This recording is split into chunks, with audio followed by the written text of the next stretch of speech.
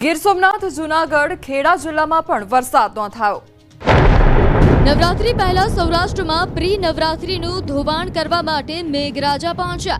સોમનાથમાં સતત બીજા દિવસે વરસાદે દબદબાટી બોલાવી। વીજળીના કડાકા ભડાકા સાથે ઉના શહેર અને આસપાસના ગામડાઓમાં વરસાદ પડ્યો હતો તો રોડ પાણી થઈ ગયા હતા। ભારે વરસાદથી વાતાવરણમાં ઠંડક પ્રસરી તો ગરબા આયોજકોના જીવ અદ્ધર થઈ ગયા। તો જૂનાગઢમાં બપોર બાદ વરસાદી માહોલ જામ્યો। કાળા ડિબાંગ વાદળો વરસી પડ્યા। ધોધમાર વરસાદથી રોડ પર પાણી વહેતા થયા હતા। વરસાદને લઈને ખેલૈયાઓમાં ચિંતા વધી। જતા જતા જમાવટના દ્રશ્યો ધોરાજીના છે। અહીં પણ વરસાદનો અંતિમ રાઉન્ડ ધમાકેદાર આવ્યો। ધોરાજીના અવેડા ચોક, ગેલેક્સી ચોક, સરદાર ચોક તેમજ સ્ટેશન ચોક, સોની બજાર, શાક માર્કેટ રોડ સહિતના વિસ્તારમાં ભારે પવન સાથે વરસાદ પડ્યો જેથી રોડ પર પાણીનો કબજો જોવા મળ્યો। તો ખેડા નડિયાદ શહેરમાં પણ વરસાદ પડ્યો। પીપલગ, વાણિયાવાડ, મહાગુજરાત હોસ્પિટલ સહિતના વિસ્તારમાં વરસાદ પડતા વાતાવરણમાં ઠંડક પ્રસરી। આ બાજુ સાબરકાંઠા, વિજયનગરમાં વરસાદ પડ્યો। અસહ્ય ઉકળાટ બાદ ધોધમાર વરસાદ પડતા ખેડૂતોમાં ચિંતા વધી। તૈયાર પાકને મોટું નુકસાન થઈ શકે છે। શનિવારે અમદાવાદમાં મેઘરાજાએ ધમાચકડી બોલાવી। અમદાવાદમાં ભારે ઉકળાટ બાદ વહેલી સવારથી જ મેઘરાજાએ મંડાણ કર્યા હતા। શહેરના વિવિધ વિસ્તારમાં વહેલી સવારથી વરસાદે રમઝટ બોલાવી હતી। ધોધમાર વરસાદ ખાબકી જતા શહેરના રસ્તાઓ પાણી થઈ ગયા તો શહેરના વિવિધ રોડ બેટમાં ફેરવાયા હતા। પૂર્વ અને પશ્ચિમ બંને વિસ્તારમાં ધોધમાર વરસાદ પડતા ગરબાના ગ્રાઉન્ડમાં પાણી ભરાયા। ગરબા આયોજકોની ચિંતામાં વધારો થયો તો બીજી તરફ અમદાવાદના રસ્તાઓ પર જળબંબાકારની સ્થિતિ સર્જાઈ હતી।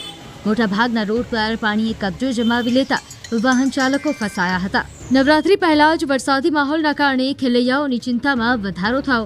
એક તરફ નવરાત્રીની તૈયારીઓ ચાલી રહી છે, બીજી તરફ આ વરસાદે નવરાત્રીની તૈયારીઓમાં વિઘ્ન ઊભું કર્યું છે।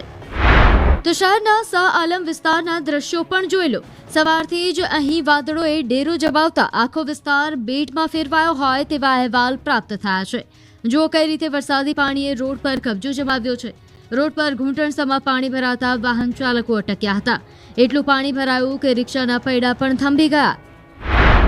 હવે અમદાવાદના જીએમડીસી ગરબા ગ્રાઉન્ડના હાલ પણ જોઈ લો।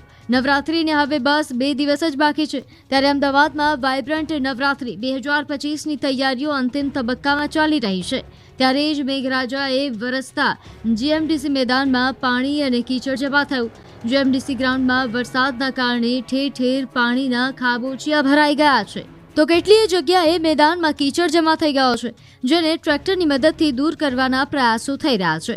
સાથે જ પાણી ઉલેચવાની કામગીરી પણ શરૂ થઈ ગઈ છે જેના કારણે નવરાત્રીનું રાબેતા મુજબ આયોજન ચાલુ રહે। 7 નોરતા સુધી મેઘરાજાની જોવા મળશે રાસલીલા। કડાકા ભડાકા સાથે પડશે વરસાદ। રાજ્યમાં એક બાજુ નૈઋત્યના ચોમાસાની વિદાયની પ્રક્રિયા શરૂ થઈ ચૂકી છે ત્યારે ફરી એક વખત રાજ્યના ઘણા ખરાબ વિસ્તારોમાં વરસાદ ખાબક્યો છે। અમદાવાદ સહિતના ઘણા એવા વિસ્તારોમાં એક લાંબા વિરામ બાદ વરસાદ પડ્યો છે। આવામાં હવામાન વિભાગની 7 દિવસની આગાહી સામે આવી છે। નવરાત્રીમાં મેઘરાજાની રાસલીલા જોવા મળશે। મેઘો ધમાચકડી મચાવશે। 7 દિવસ સુધી વરસાદ ખાબકશે। સાથે જ આગામી 3 દિવસ થંડરસ્ટોર્મની પણ આગાહી છે। આ આગાહીએ ખેલૈયાઓની ચિંતા વધારી છે। જે રીતે વરસાદે ફરી જમાવટ કરી છે તેની જોતા આ વખતે ખેલૈયાઓને રેનકોટ પહેરીને જ ગરબા રમવા પડી શકે। आने वाले 7 दिनों के लिए जो गुजरात स्टेट के लिए फोरकास्ट है उसमें लाइट टू मॉडरेट रेन का पूर्वानुमान है गुजरात रीजन और सौराष्ट्र रीजन के लिए। और थंडरस्टॉर्म की वार्निंग जिसमें आने वाले 3 दिनों के लिए थंडरस्टॉर्म की वार्निंग है जिसमें विंड की स्पीड 30 से 40 किलोमीटर पर आवर के आसपास रहने का पूर्वानुमान है। सीजનમાં પ્રથમવાર નર્મદા ડેમ 94% ભરાયો। ઉપરવાસમાં ભારે વરસાદના પગલે પાણીની પુષ્કળ આવક થતા ગુજરાતની જીવાદોરી સમાન નર્મદા ડેમમાં પાણીની સતત આવક થઈ રહી છે જેથી નર્મદા ડેમની સપાટીમાં સતત વધારો થઈ રહ્યો છે। સિઝનમાં પ્રથમવાર નર્મદા 94% ભરાયો છે તો ઉપરવાસમાંથી 2,47,848 ક્યુસેક પાણીની આવક થઈ રહી છે તો નર્મદા ડેમના 10 દરવાજા 2.5 મીટર ખોલી 2,16,941 ક્યુસેક પાણી નર્મદા નદીમાં છોડાઈ રહ્યું છે। હાલ નર્મદા ડેમની સપાટી 137.30 મીટરે પહોંચી છે, તો સિઝનમાં પ્રથમવાર નર્મદા ડેમની સપાટી 137 મીટરને પાર પહોંચી. હાલ નર્મદા ડેમમાં 24 કલાકમાં 31 સેન્ટીમીટરનો વધારો થઈ રહ્યો છે, તો નર્મદા ડેમની મહત્તમ સપાટી 138.68 મીટર છે, તો નર્મદા ડેમ મહત્તમ સપાટીએ પહોંચતા 1.38 મીટર બાકી છે. નર્મદા ડેમમાંથી પાણી છોડાતા નદી ફરી બે કાંઠે થતા ભરૂચ, નર્મદા, વડોદરાના 27 ગામો એલર્ટ કરાયા છે. ખેડાના મહેમદાવાદના ખાતરજ ગામે રખડતા ઢોરનો આતંક સામે આવ્યો છે. મહિલાને ઢોરના ટોળાએ અડફેટે લીધી હતી, જેનો વિડીયો વાયરલ થયો છે. ખાતરજ ગામમાં દૂધની ડેરી પાસે આ ઘટના બની છે. ગામમાં આવેલ દૂધ મંડળીમાં દૂધ લેવા આવેલ મહિલાને અડફેટે લીધી હતી. હાલમાં મહિલાને સારવાર માટે ખાનગી હોસ્પિટલમાં ખસેડવામાં આવી છે. સમગ્ર ઘટનાનો વિડીયો પણ વાયરલ થયો હતો.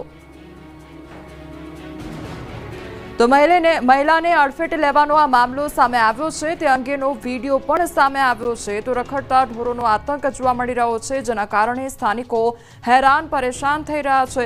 તો મહેમદાવાદની આ ઘટના સામે આવી છે કે જ્યાં મહિલાને અડફેટે લેવામાં આવી હતી અને તે અંગેનો વિડીયો પણ સામે આવ્યો છે. જે સ્થાનિકો હતા તેમના દ્વારા પણ બચાવની કામગીરી કરવામાં આવી હતી.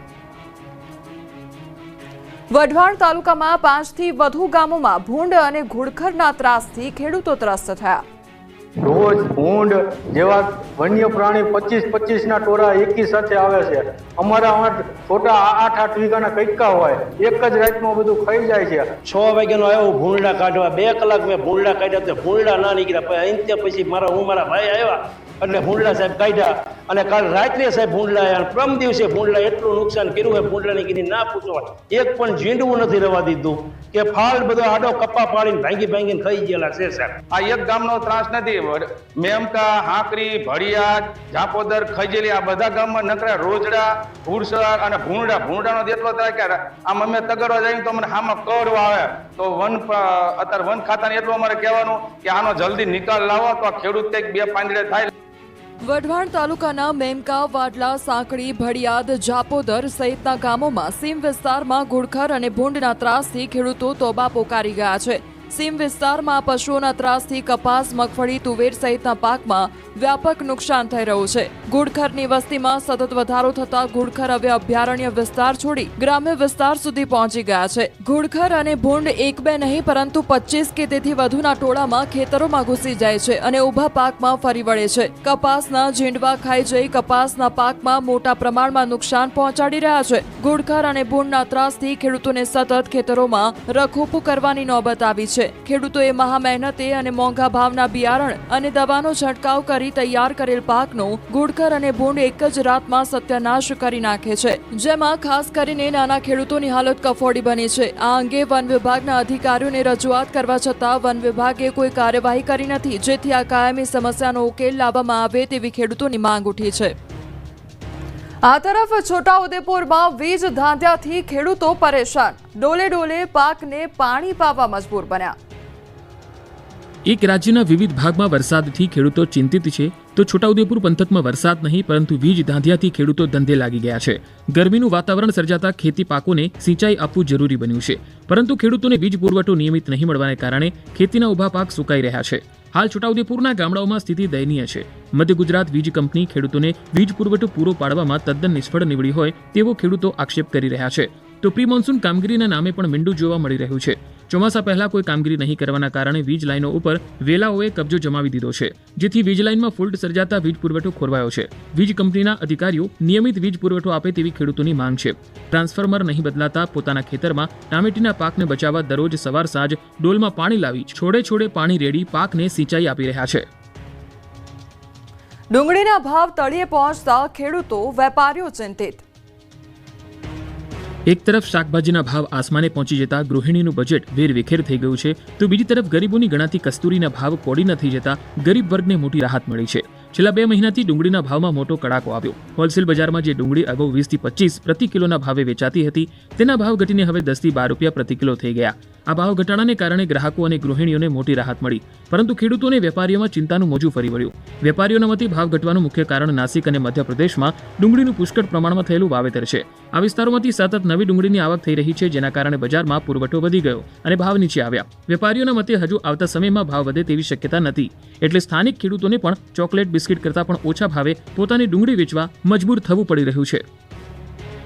હિંમતનગરમાં હુડા લાગુ થતા 11 ગામના લોકોએ કર્યો વિરોધ.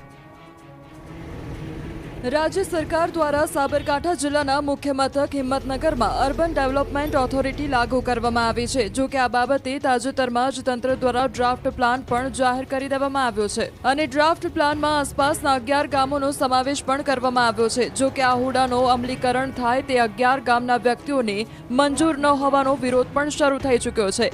11 ગામના સરપંચોએ કમિટીની રચના કરી અર્બન ડેવલપમેન્ટ ઓથોરિટી સમક્ષ વિરોધ કર્યો. તમામ ગામ લોકો ખેડૂતો સાથે મળી એક વાંધા અરજી કરી. આ વાંધા અરજીમાં મુખ્યત્વે હુડા રદ કરવાનો જ ઉલ્લેખ કરવામાં આવ્યો છે. વડોદરામાં ફરી કોમી શાંતિમાં પલિતો ચાંપવાનો પ્રયાસ, 50ની અટકાયત. વડોદરામાં ગણેશ ચતુર્થી બાદ ફરી કોમી શાંતિ ડહોળવાનો પ્રયાસ કરવામાં આવ્યો. જૂની ગઢી વિસ્તારમાં અજાણી વ્યક્તિએ લઘુમતી